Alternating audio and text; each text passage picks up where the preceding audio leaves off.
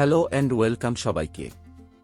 আজকের ভিডিওতে আমি আপনাদেরকে শেখাবো পেন ড্রাইভে উইন্ডোজ কিভাবে বুট করতে হয়। তাহলে চলুন শুরু করা যাক।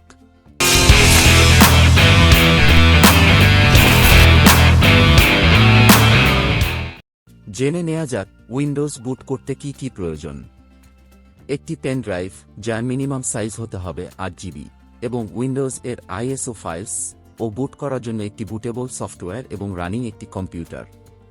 অরিজিনাল উইন্ডোজ কিভাবে ডাউনলোড করতে হয় এই টিউটোরিয়াল আমার চ্যানেলে অলরেডি আপলোড করা আছে, আপনারা চাইলে দেখে আসতে পারেন। লিঙ্ক আমার ভিডিও ডেসক্রিপশনে দিয়ে দিব, আপনাদের যদি প্রয়োজন হয় তাহলে ডাউনলোড করে নিতে পারেন। প্রথমে আমি আমার গুগল ক্রোম ব্রাউজারটি ওপেন করে নিচ্ছি। গুগল সার্চ বক্সে রুফুজ লিখে সার্চ করছি। সার্চ করার পর দেখতে পাবেন রুফুজ ক্রিয়েট বুটেবল ইউএসবি ড্রাইভ। আমি এই লিঙ্কটির উপর ক্লিক করব। এবার নিচের দিকে স্ক্রল করে আমি আপডেট ভার্সনটি ডাউনলোড করব। আপনারা অবশ্যই আপডেট ভার্সনটি ডাউনলোড করে নেবেন। ডাউনলোড করা হলে আপনার পেন ড্রাইভ কম্পিউটারের সাথে কানেক্ট করে নিন। তারপর সফটওয়্যার ওপেন করুন। আমি সফটওয়্যারটি ওপেন করছি। এবার দেখতে হবে আপনার হার্ড ডিস্ক কোন ফরম্যাটে আছে। সাধারণত হার্ড ডিস্ক দুইটি ফরম্যাটে থাকে, একটা হলো জিপিটি, দ্বিতীয়টি হলো এমবিআর। সেটি দেখার জন্য কম্পিউটারের স্টার্ট বারে রাইট ক্লিক করুন। তারপর ডিস্ক ম্যানেজমেন্টে ক্লিক করুন। ডিস্ক ম্যানেজমেন্ট ডায়লগ বক্সটি ওপেন হবে। ডিস্ক 0 লেখার উপর রাইট ক্লিক করুন। প্রপার্টিসে ক্লিক করুন। তারপর ভলিউম এর উপর ক্লিক করলে জিপিটি নাকি এমবিআর সেটি দেখা যাবে।